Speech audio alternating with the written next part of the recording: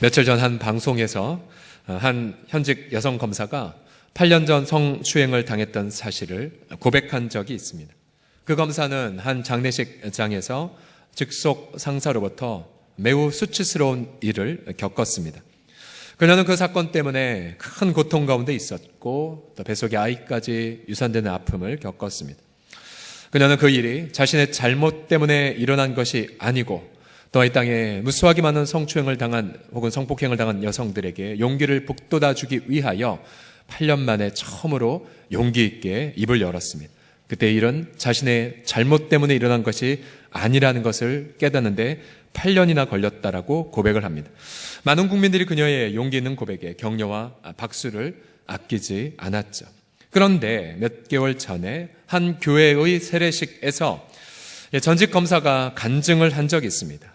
내가 이렇게 회개했고 또 내가 이렇게 세례를 받노라라는 간증을 한 적이 있었습니다. 그런데 그분은 공직에서 운이 좋지 않아 낙마를 했다라는 표현을 썼고 또한 본인은 신앙 안에서 죄 사함을 받았다라는 고백을 남겼습니다.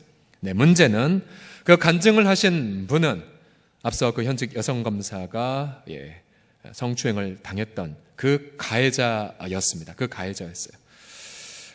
그분은 피해자에게 아직 머리를 조아리며 용서를 구하지 않았고 또 본인이 저지른 그 죄에 대한 대가를 아직 달게 받지 않았었죠. 그래서 언론은 교회가 마치 면죄부를 발행한 것이냐라고 그렇게 비난을 했습니다. 결국 그의 회개가 정말 참된 회개이냐라는 많은 이들의 질타가 있었죠. 성경에서 참된 회개란 이웃과의 관계에서 분명한 열매가 있는 것을 가리킵니다. 누가복음 3장에서 세례 요한은 회개에 합당한 열매를 맺어라. 그래서 속으로 아브라함이 우리 조상이라 말하지 말라고 말했습니다.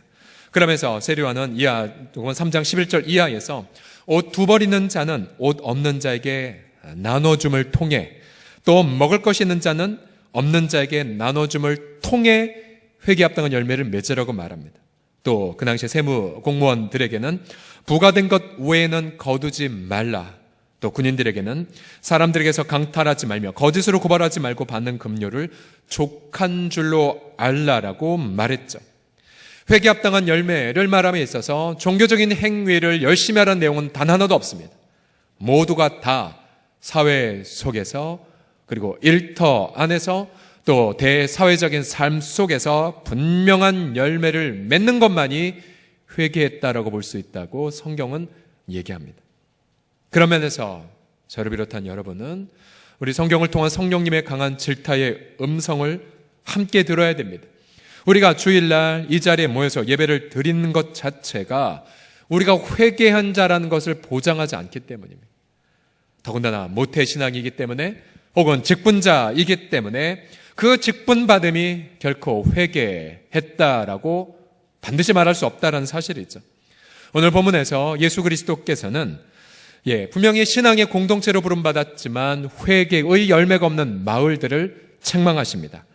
이 마을들은 갈릴리 호수 북쪽에 있는 마을들, 고라신, 벳세다, 가버나움 등이 그 마을들입니다. 이 마을들은 그 누구보다도 예수 그리스도의 이적을 많이 목격한 곳이었습니다. 예수님 말씀으로 귀신을 쫓아내고 또 예수님이 병자들을 치유하신 것을 목도했고 또 오병이어를 가지고 5,000명을 먹이는 장면도 그렇게 보았죠. 그래서 이 마을 사람들은 그 누구보다도 예수님을 열광적으로 따랐습니다. 그러나 그들의 삶에는 회개의 열매가 없었습니다. 20절을 보십시오. 예수께서 권능을 가장 많이 행하신 고을들이 회개하지 아니하므로 그들이 예수님을 열광적으로 좇은 그것이 아니라 그들의 삶이 세례 요한처럼 분명한 이웃과의 열매로 나타나지 않았기에 이렇게 책망하셨죠. 화 있을 진저 고라시나 화 있을 저 벳세다야 너에게 향한 모든 권능을 두로와 시돈 그 당시에 대표적 이방인들의 상업 도시였죠. 만약 두로와 시돈 사람들이 나의 행함과 말을 들었다면 벌써 베옷을 입고 제에 앉아 회개하였으리라고 말씀하십니다. 저는 이 본문을 묵상하면서 마치 이 부분이 우리 한국교회와 동일하다는 생각을 들었습니다. 우리 한국교회도 그 누구보다도 열심히 그렇게 신앙생활하고 있지 않습니까? 그러나 아무리 열심히 종교생활을 한다 한들 여러분 믿지 않는 사람들이 저와 여러분들을 향하여, 한국교회를 향하여 여러분 어떠한 표현을 하고 있습니까? 가령 세상에서 통하는 상식들이 교회에서 제대로 통하지 않습니다. 세상은 민주주의의 열망으로 촛불의 혁명을 일으켰지만 여전히 교회 공동체에는 의사소통의 부재, 또 말도 안 되는 전 근대적인 그러한 행태들이 얼마나 많이 언론의 질타를 받고 있습니까? 또한 믿지 않는 분들이 우리 성도들에게 우리 교회는 그런 분이 한 분도 없기를 바랐지만 너무 무례하다라는 표현들을 많이 듣죠. 너희 왜 예수 믿는 사람은 무례하냐? 또 가장 뼈아픈 질책은 이거죠. 너희는 왜 이중적이냐? 세상에서는 나와 똑같이 살면서 주일날 예배 한번 드리고 왔다면 용서받은 것처럼 즐거워하느냐? 세상에서 이렇게 똑같이 살고 교회에서 예배 한번 하고 기도하면 용서받느냐라고 그렇게 말을 합니다. 그러니까 이해가 되지 않는 거예요. 교회 다니는 성도들의 그 삶이. 그래서 우리들의 열매 없는 삶 때문에 믿지 않는 사람들은 교회를 조롱하고 예수님의 복음을 반대합니다. 그럼 이러한 진실한 회개의 열매를 맺는 교회가 되려면 과연 무엇이 필요할까요? 우리가 오늘 읽은 이 본문, 이 마태복음 11장 20절부터 24절까지 회개하지 않는 신앙 공동체를 책망하셨다면 25절부터 예수님은 그때에 예수께서 대답하여 이르시되 라고 표현하심으로 회개의 열매를 맺는 대안을 25절부터 30절까지 제시하십니다. 특별히 우리가 지난주에 교회의 출발 시원은 성자 하나님을 향한 성부 하나님의 영원한 사랑에서 시작됨을 나누었죠. 이제 우리가 그토록 고대하는 회개의 열매는 성자 하나님과의 관계에서 맺어질 수 있음을 본문은 말합니다. 오늘의 질문은 이것입니다. 회개의 열매를 맺으려면, 우리 교회 공동체가 혹은 우리 성도들이 회개의 열매를 맺으려면 우리 첫 번째로 본문은 명령합니다. 성자 하나님께로 돌아오라. 같이 읽겠습니다. 성자 하나님께로 시작. 성자 하나님께로 돌아가야 합니다. 28절을 다 같이 읽어보죠. 시작. 수고하고 무거운 짐진 자들아 다 내게로 오라. 예. 자, 회개 합당한 열매를 맺기 위해 가장 먼저 해야 할 일은 예수 그리스도께로 돌아오는 것입니다. 예수님께로 돌아오되 어린아이와 같은 마음으로 돌아가야 합니다. 25절 보십시오. 이것이란 앞서 회개의 열매를 맺지 못하는 마을들을 책망함을 뜻하시는데, 이것을 지혜롭고 슬기는 자들에게는 감추시고 어린아이들에게는 나타내심을, 즉 회개의 합당한 열매를 맺는 그 삶을 어린이들에게는 나타내심을 예수님은 감사하고 있습니다. 자, 이 세상에서 아무리 지혜롭고 슬기롭다 한들 하나님을 떠난 자들은 열매를 맺을 수 없죠. 반대로 어린이처럼 단순하고 순전한 마음으로 주님께 돌아갈 때, 그때 우린 예수님 품에서 열매를 맺게 됩니다. 여러분, 우리 어린이들, 우리 어린 자녀들이나 또 우리 손주들, 그들을 보면 어린아이 같은 마음이 무엇인지 우리가 배우지 않습니까? 가령 우리 아이들을 예를 들어 2층 침대에 놓고 뛰어내리기 놀이할 때에 처음에는 주저하지만 무서워하지 마, 아빠만 보고 뛰어, 아빠의 튼튼한 팔로 안아줄게.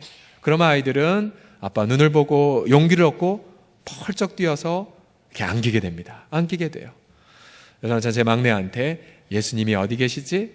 그러면 저기요. 그래, 하늘에 계시지. 또 어디 계실까? 마음에 계셔. 처음에 우리 아이가 마음에, 이 배에 어떻게? 라고 이해하지 못하더라고요. 그러다 다시 며칠 있다가 예수님 어디 계시지? 마음에요. 라고 그렇게 말을 대답하더라고요. 우리 어린아이들의 특징은 하나님의 음성을 그대로 100% 신뢰합니다. 그리고 자신을 던져요. 우리가 예수님께로 갈 때에 우리 주님은 말씀하시던 누가복음 18장에 따르면 내가 진실로 너에게 이르노니 누구든지 하나님의 나라를, 그 다음 같이 읽어볼까요? 시작. 어린 아이와 같이 받아들이지 않는 자는 결탄코 거기 들어가지 못하리라. 두 가지죠. 예수님의 하신 말씀을 100% 신뢰하는가? 또 예수님의 인격에 나를 100% 던지는가? 옆 사람하고 한번 여러분 우리 여쭤보십시오. 당신은 어린이입니까? 어른입니까? 한번 물어보십시오. 한번 여쭤보십시오. 시작. 당신은 어린이입니까? 아니, 어른입니까? 예. 이거 하라고 할 때 안 하면 어른일 가능성이 많아요. 우리가 어린아이 같은 마음으로 예수님 품 안에 안길 때 우리 예수님이 우리 위해 뭘 해주실까요? 27절을 보시게 되면 내 아버지께서 모든 것을 내게 주셨으니, 성자 하나님께 주셨으니, 자 보세요. 요한복음에서 자주 발견되는 구절이 나옵니다. 아버지 외에는 아들을 아는 자가 없고. 우리가 베드로가 주는 그리스도시요 살아계신 하나님의 아들입니다라고 고백하자 예수님이 이렇게 칭찬하셨죠. 요나의 아들아, 이를 알게 한 거는 네 혈육이 아니라 하늘에 계신 내 아버지야. 이런 뜻이에요. 아버지 외에는 아들을 알 자가 없어요. 또 그 다음 아들 입장에서 보면은 아들 외에는 아버지를 아는 자가 없죠. 당연히 우리 스스로 하나님을 알 수가 없어요. 그런데 아들의 역할이 무엇이냐면 아들의 소원대로 계시를 받는 자. 무슨 말입니까? 하나님의 아들 성자 하나님은 자신에게 오는 자들에게 하나님 아버지를 보여서 체험케 하신다는 사실이에요. 그래서요, 우리 어린이처럼 성자 하나님께 안기면 그 예수님은 우리에게 성부 하나님을 보여주세요. 그리고 성부 하나님을 알아가게 만드십니다. 알아가게. 자, 하나님을 안다라는 이 표현은 단순히 지식적인 정보를 축적하는 것이 아닙니다. 마치 우리 부부가 서로 간에 오랫동안 알아가는 것처럼 인격적인 친밀한 교제를 한다는 뜻이죠. 우리가 성자 하나님께 어린이처럼 안겼을 때에 그 순간 성자 하나님 우리에게 성부 하나님을 알게 하여 주십니다. 하나님의 그 사랑, 하나님의 거룩, 하나님의 그 진실함을 체험케 하시죠. 그럼 우리는 그 순간 하나님처럼 닮아가는 토대를 놓게 됩니다. 여러분, 우리 예수님이 우리에게 얼마나 놀라운 계획을 가지고 계신지 아십니까? 에베소서 1장 3절과 4절을 보십시오. 곧 창세 전에, 우리가 태어나기도 전이에요.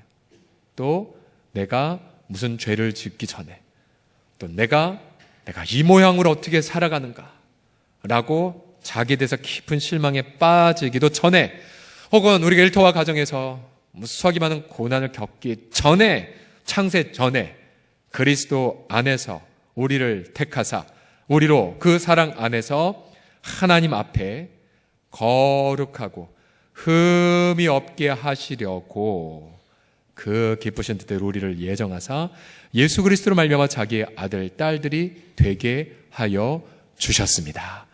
여러분들, 어린이처럼 주 앞에 있는 자는 내가 아무리 내 자신에게 실망해도 이 하나님의 계시된 뜻을 굳게 믿습니다. 그래서 하나님, 내가 믿나이다. 나는 별로 거룩하지 않고 내게 너무나 인격적인 흠결이 많지만 주님이 창세전에 나를 계획하사 하나님 앞에 거룩하고 흠이 없는 그 계획을 말씀하셨기에 그 계획대로 이루어줄 줄을 믿습니다.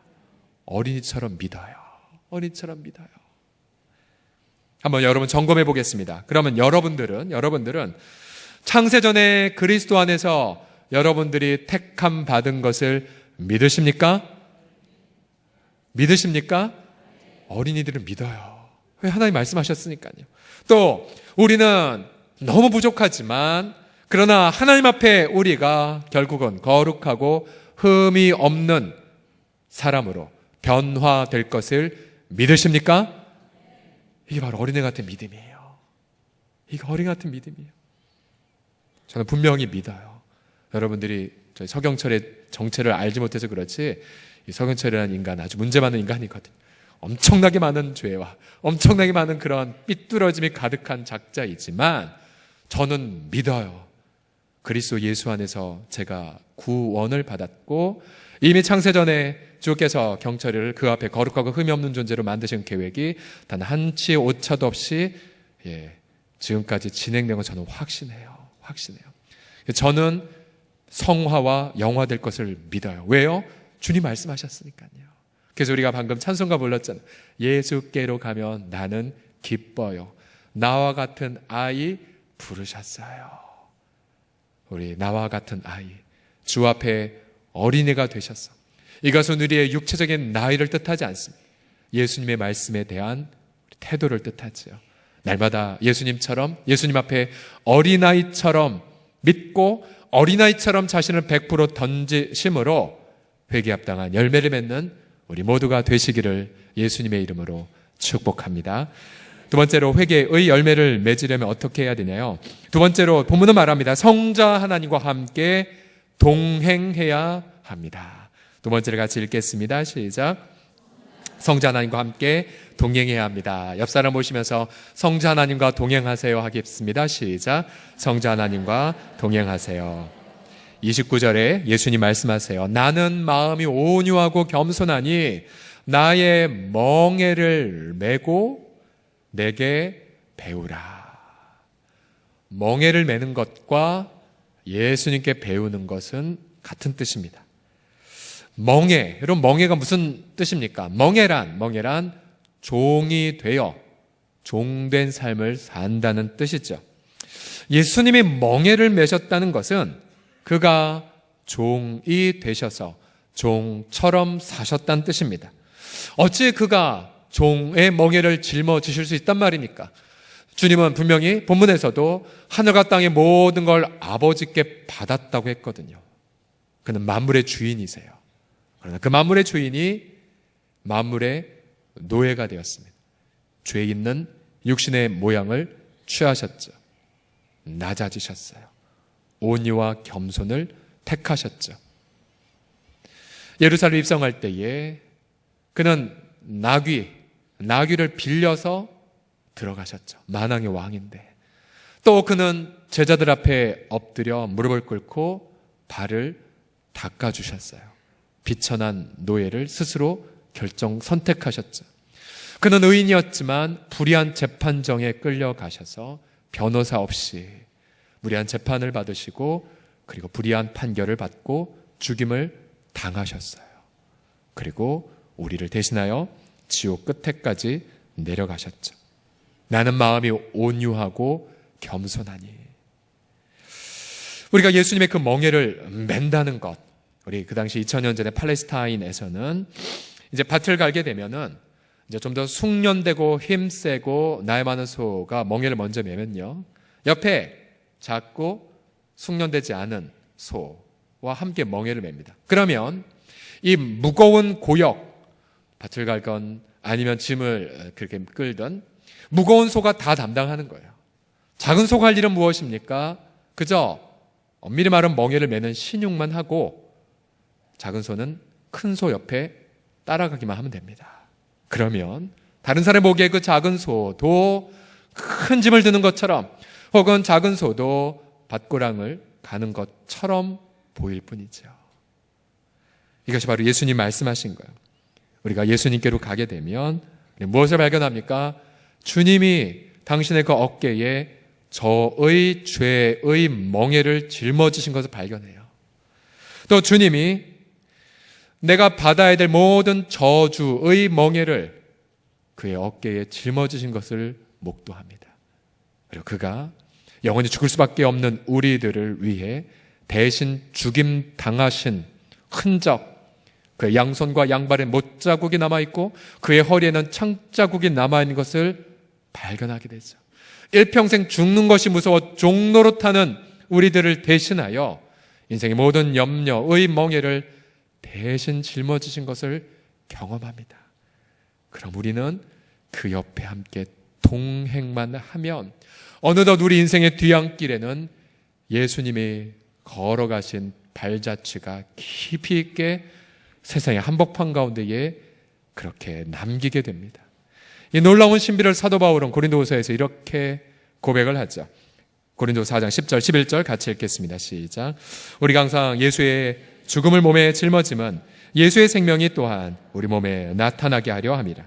우리 살아있는 자가 항상 예수를 위하여 죽음에 넘겨짐은 예수의 생명이 또한 우리 죽을 육체에 나타나게 하려 함이라. 아멘, 아멘. 늘 언제나 예수님이 우리를 위하여 죽으신 것을 늘 생각하고 묵상합니다. 그리고 예수님이 때문에, 나 때문에 예수님이 죽임당했다는 사실을 날마다 인지하죠. 그러면 어느덧 우리 삶 속에 예수님의 생명이 풍성하게 드러나게 됩니다. 그러게 여러분, 우리 인생 속에서 우리의 모든 수고와 무거운 짐을 대신 짊어지신 예수님, 그분과 동행하십시오. 일터에서든 가정에서든 어떠한 삶에서든지 간에 예수님과 동행하심으로 예수님의 열매를 맺는 우리 모두가 되기를 주의 이름으로 간절히 부탁드립니다. 마지막으로 회개의 열매를 맺으려면 성자 하나님 안에서 쉼을 누려야 합니다. 쉼을 누려야 돼요. 다 같이 따라 읽어보시겠습니다. 성자 하나님 안에서 시작.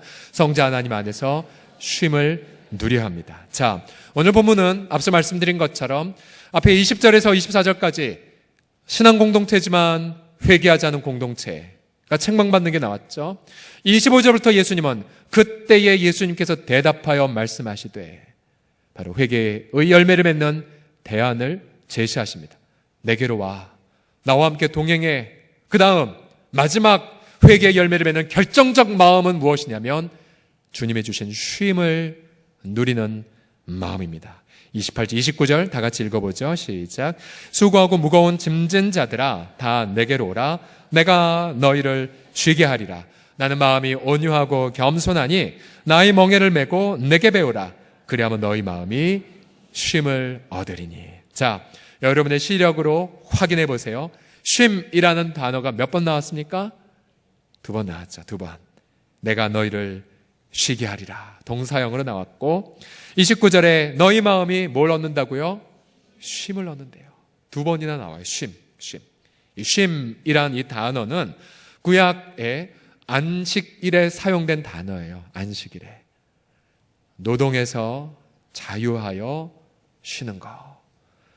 우리 가족과 함께 있는 모든 종들이나 가축들도 쉬게 하는 것. 더 나아가 이 쉼이란 이 단어는 죄책감의 무게에서 자유한 상태예요. 종의 멍에가 아니라 자녀의 자유를 누리는 상태. 그럼 어떤 자녀도 청소 열심히 한 것 때문에 자녀의 신분을 유지하는 건 아니잖아요. 사랑 때문에 자녀의 신분을 유지하죠. 마찬가지로 이 쉼은 예수 그리스도께서 성령 안에서 자신을 속죄의 제물로 영원히 바쳐지고 나서 하늘 보좌 옆에 앉으신 것처럼 우리도 주 안에서 예수님의 십자가의 보혈로만 만족해야 하는 상태입니다. 이 일을 하지 아니할지라도 경건치 않은 자를 의롭다 하신 이를 믿는 그 믿음을 의로 여기신 그 상태. 여러분 주님 앞에서 지금 쉼을 누리고 계십니까? 아니면 벌 받을까? 여전히 벌벌 떨고 계십니까? 아니면 당장 내일 혹은 이번 주에 결정하게 될 회사와 사업의 중요한 과제 때문에 마음이 짓눌려 계십니까? 주님 말씀하세요. 내게로 오라. 나와 함께 멍에를 짊어지자. 내가 너희를 쉬게 하리라. 너희 마음이 쉼을 얻으리라. 오늘 이 하루 주님이 부어주신 그 쉼을 충만히 영혼 가득히 누리시기를 예수님의 이름으로 선포합니다. 그러나 그 당시의 종교 지도자들은, 바리새인들과 율법사들은 백성들에게 쉼을 주지 않았습니다. 오히려 무거운 멍에를 백성들에게 짊어지었어요. 마태복음 23장 4절에 보면 또 무거운 짐을 묶어 사람의 어깨에 지우되 수백 가지의 조항들, 예를 들어 안식일 날은 1000걸음 이상 걷지 마라, 불도 키우지 마라, 뭐하지 마라. 그래서 무수하게 많은 두려움을 양산하는 율법 조항들을 가르쳤습니다. 문제는 본인들은 단 하나라도 행하지 않았었어요. 본인들은 탐욕과 부정의 노예로 살아갔던 거죠. 우리가 예수님께로 가게 되는 순간 우리 마음은 예수님이 대신 짊어지신 것 때문에 쉼을 누립니다. 그래서 죄책감의 집에서 벗어나고 고된 인생의 염려에서 벗어나게 되죠. 마음 가득히 참된 안식과 여유를 누리게 되면 여러분 그 순간 하나님을 향한 사랑의 마음이 흘러들어오고 이웃을 향한 사랑의 마음이 우리 마음에 샘솟게 돼요. 그러면 우리는 누가 뭐라고 말을 막아도 회개에 합당한 열매를 맺기 시작하게 돼요. 풍성히 맺게 돼요. 저는 본문 말씀 묵상하며 그렇구나. 회개에 분명한 열매를 맺은 사람의 공통점은 그 마음에 철저한 주님 주신 여유와 쉼이 있었어요. 여유와 그 쉼.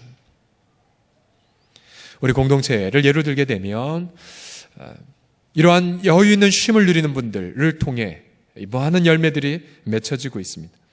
예를 들어서 우리 지난주에 한파와 폭설로 고생할 때 우리 교사들은 새봄 성경 캠프를 정말 성심을 다해 준비했어요.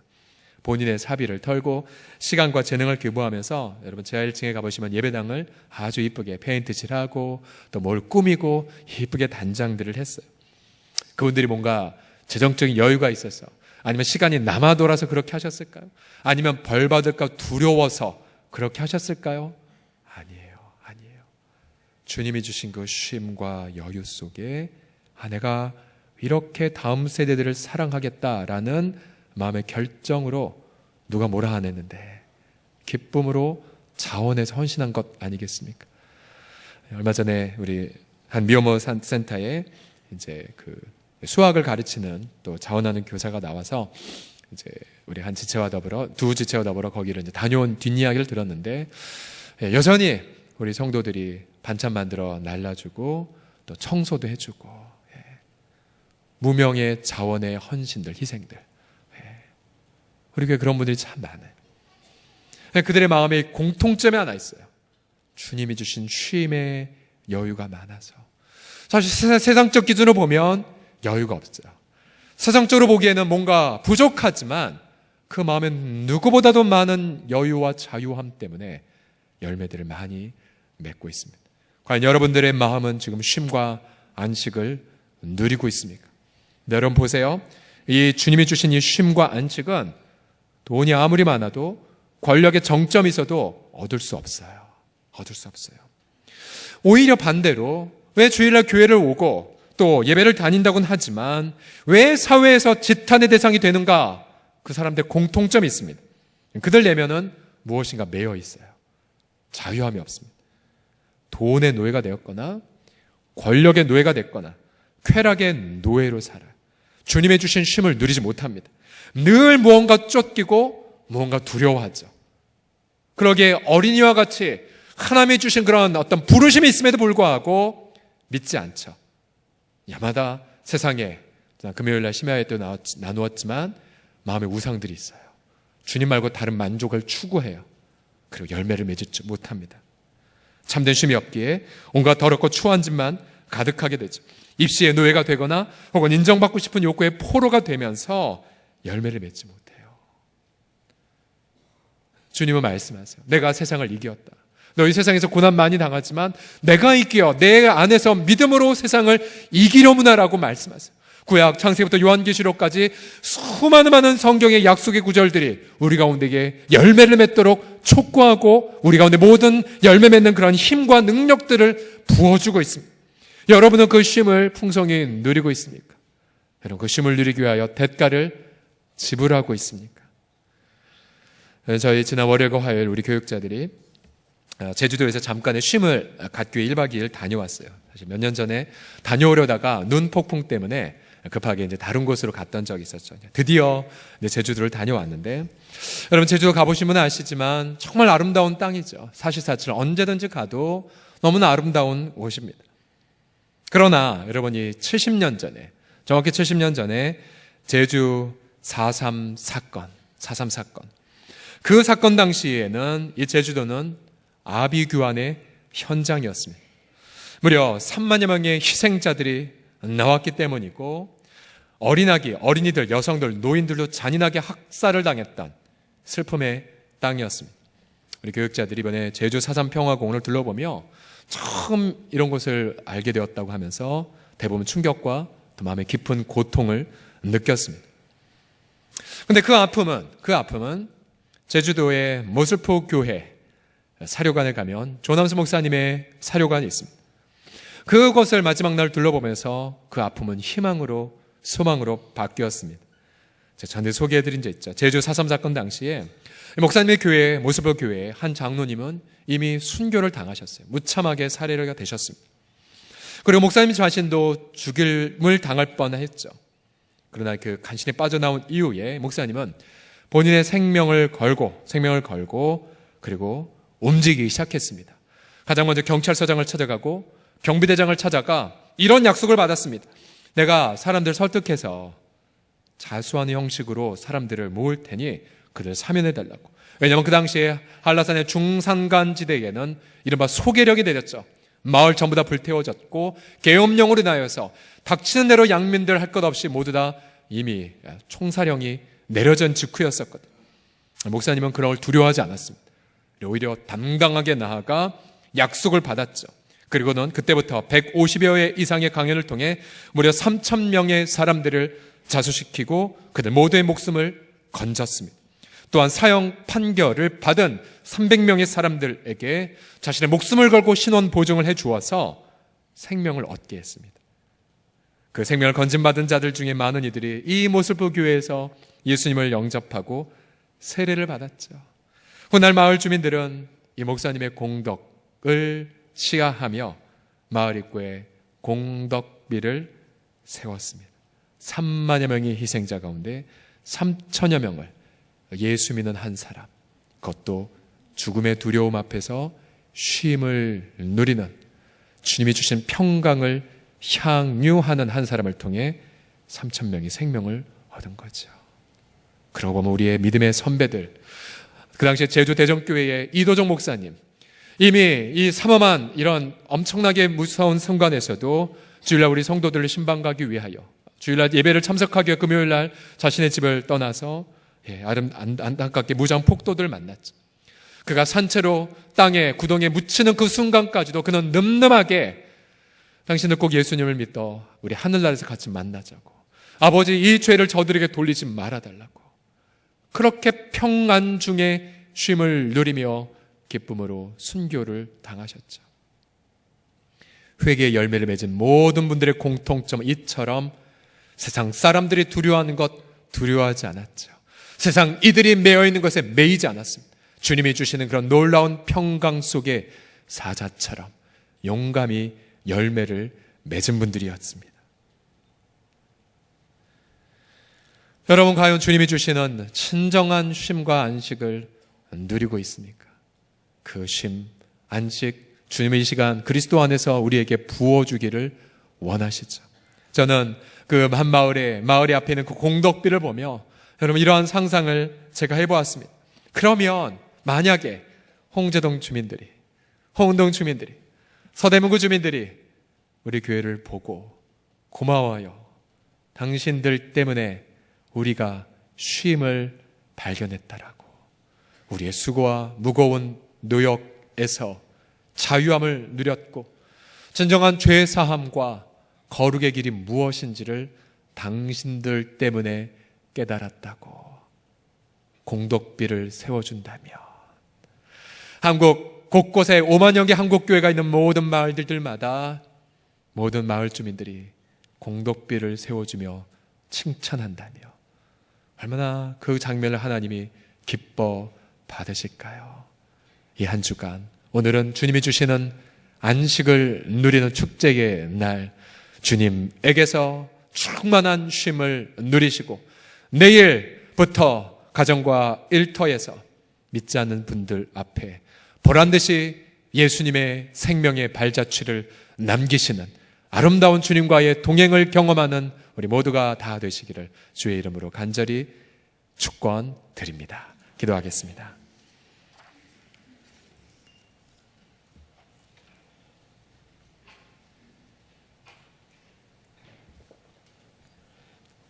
수고와 무거운 짐이 여러분 무엇이 있으십니까? 짓눌린 부분들이 무엇이 있으십니까? 선의 열매를 행하고 싶은데 그것을 방해하는 것들이 다 염려, 우리가 자유함을 받을 대상들이죠. 시간에 쫓기고 또 물질에 매여 있고, 정작 중요한 것은 우리 마음의 자세입니다. 나는 가는 어린이처럼 주의 품 안에 안겨 있는가? 나는 내 인생 모든 수고와 무거운 짐을 대신 짊어지신 예수님과 동행하고 있는가? 이 시간 주 앞에 담대하게 나아가 회개와 자복과 결단의 고백을 주 앞에 드립시다. 기도하겠습니다. 살아계신 아버지 하나님, 주님, 이 시간 주 앞에 머리 숙여 회개하나이다. 하나님 아버지, 지혜롭고 슬기로운 자들에게 감추시고 어린이와 같은 자들에게 나타내심을 감사했던 예수님, 주님, 우리 마음 주 앞에 나아가 아버지 앞에 고개 숙이나이다. 아버지 하나님, 어린이처럼 주님의 하신 약속의 말씀을 100% 신뢰하며 또 아버지 주님 앞에 우리 자신들을 던지나이다. 그 던짐의 도상에 아버지 하나님이여 살든지 죽든지 또 건강하든 병약하든지 또한 성공하든 실패하든지 또한 문을 열든지 문을 닫든지 간에 아버지 상관없이 주님 앞에만 우리 자신을 의탁하며 우리를 맡겨드리옵나니 우리 주님, 우리 모든 멍에를 대신 짊어지시고 함께 계신 주님, 이 시간 주님의 그 멍에를 함께 짊어지고 주님에게서 배우며 주님과 함께 동행하오리이다. 아버지 하나님, 우리 모든 사랑하는 식구들의 그 내면 가득히 주님 거룩에 또한 진실에 또 사랑의 아름다운 겸손의 그 열매들만 가득히 맺혀지게 하여 주셨사. 아버지, 우리가 가정과 일터에서 그런 풍성한 열매를 맺는 아버지 아름다운 사람들이 되어질 수 있도록 풍성한 회개에 합당한 열매들을 아름답게 맺는 주님, 우리 모두가 되어지도록 주 예수 그리스도요 주 하나님이시여 성령으로 함께하여 주시옵소서. 이 시간 자신의 수고와 무거운 짐 분들을 우리 자신의 마음에 얹어주시고요, 우리 양손을 자신의 심장에 얹어주십시오. 그리고 이 시간 주 앞에 조용히 고백하십시오. 어린이처럼 주 앞에 안기겠습니다. 내 짐 내 스스로 못 뻗나이다. 그러나 내가 주 앞에 안겼을 때 못 박힌 못 자국 난 그 손으로 나의 어깨에서 짐을 풀어주시는 예수님, 이 시간 주 앞에 나아갈 때 주께서 성령으로 여러분의 어깨에 짊어진 무거운 짐을 풀어주시는 것을 체험할 것입니다. 주 앞에 한 번만 더 다같이 나가서 함께 기도하도록 하겠습니다. 기도합시다. 살아계신 아버지 하나님 믿나이다. 우리 주 예수 그리스도여, 내가 주를 높여드리나이다. 아버지 하나님, 주님만이 우리의 어깨에 아버지 하나님이여 무거운 그런 짐에서 자유케 하시고 아버지 하나님, 우리 모든 마음의 얽매인 것에서 우리를 해방시켜 주심을 찬미하나이다. 대저 주는 영이시니 주의 영이 계신 곳마다 자유함이 넘칠지어다. 우리 주님 주 앞에 나아가옵나니 아버지, 주로 말미암아 이 시간 뜨거운 하나님의 거룩의 성령 부어주사 마음 가득히 아버지 기쁨을 회복하고 평강을 누리며 아버지 하나님의 마땅히 가정을 일터에서 맺어야 될 열매들을 아버지 하나님이 자각하고 풍성한 열매를 맺는 주님, 우리 모두가 되게 하여 주시옵소서.